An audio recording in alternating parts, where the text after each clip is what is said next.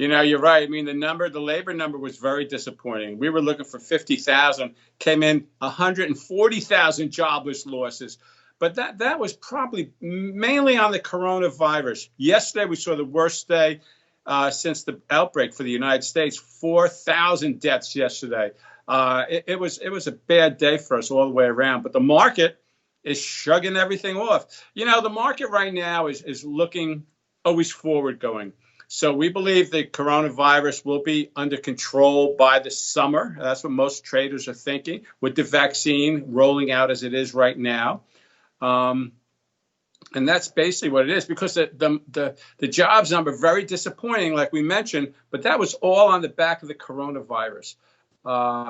If you look, I mean, the numbers in the hotel and leisure lost 3.9 million jobs. That's a lot of jobs. That's where mainly most of them were. And a lot of them were in food and drink, restaurants, which are closing, were 372,000. Casinos were down about 100,000. So overall, these numbers, when we get the vaccine, when we open, all spike back up. So I think that's what basically we're looking at. Plus, the stock market has been doing, like you said, great. I mean, it really has. We have records. We have a record high today in the NASDAQ and the S&P. Dow's down a little, but they're up. It's been good. It's been a good week, that's for sure. Crazy week. I mean, we're down, up. But I think the long-term trend, and remember, I'm seeing traders trade the trend. They're not really buying long-term now.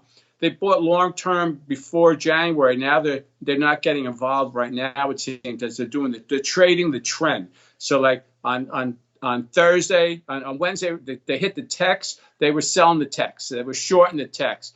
On Friday, they were buying them all back because we went the other way. So it's a crazy time for traders. They're having a tough time figuring this out. The stay-at-home is that novelty's wearing off. I think what's going to happen is you're going to see more and more like you and I on Skype, even when the coronavirus leaves. So they might have peaked these social media platforms that we're using, and we don't pay for them; they're free, which is amazing when you think about it. But I don't see, they might not get more people on. If anything, they'll get less people as it goes forward. But I think they've peaked for the time being because everyone's on Skype, and I'm going to stay on Skype. There's no way I'm going back, say, to New York City. I mean, I was a trader on the floor of New York Stock Exchange. We do everything from here. I do everything from here. I talk to my partners in Hong Kong, in Florida, in New York. There's no reason to be in New York City anymore.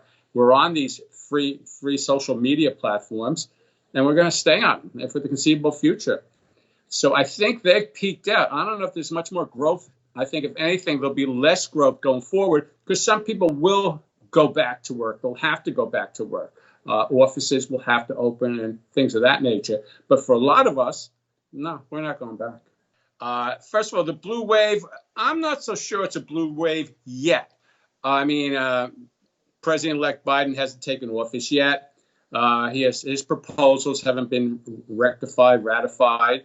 So we don't know if there really will be a blue wave. What you're seeing is a continuation. Remember, last year, we had a good year. Even with the virus, the market was always hitting new highs. We hit new highs in October, in September, in November. All through December, we were new high. So this is really no blue wave. This is just a continuation of the Trump policies, in all honesty. Now, when Biden does become president, he's going to take office January 20th. Then will he raise taxes, as he said? Will he raise it on corporations? Will taxes on stocks go up? So if they go up, then you'll see a dent in the market. That'll slow it down.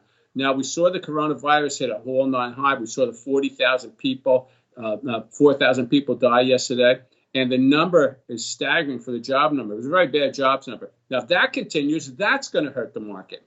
But again, we think with the virus, the vaccines will take place, and the big losers have been hotel and leisure to 3.9 million. If they come back to work, then things will get back. I think if, in fact, Joe Biden follows through on his plans that he's been talking about pre-inauguration, if we see a big push to infrastructure, we saw CAT go up yesterday. We could see a lot of things, cement go up. We could see all those things go up. So you might want to look at that sector, the industrial sector there for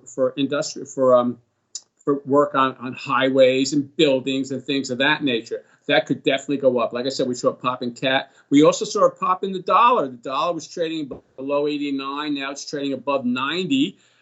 You could see that continue to go up. But if that goes up, you don't want to buy the multinationals, because the multinationals have been doing great in the last few years because the dollar has been low. Now, if the dollar goes up, that's going to affect them. So I would get out of the multinationals, watch the dollar. If it breaks 100, then get back into, like I said, get infrastructure and things of that. That's where you want to be, because if he does follow through on that, that could be a boondoggle for them.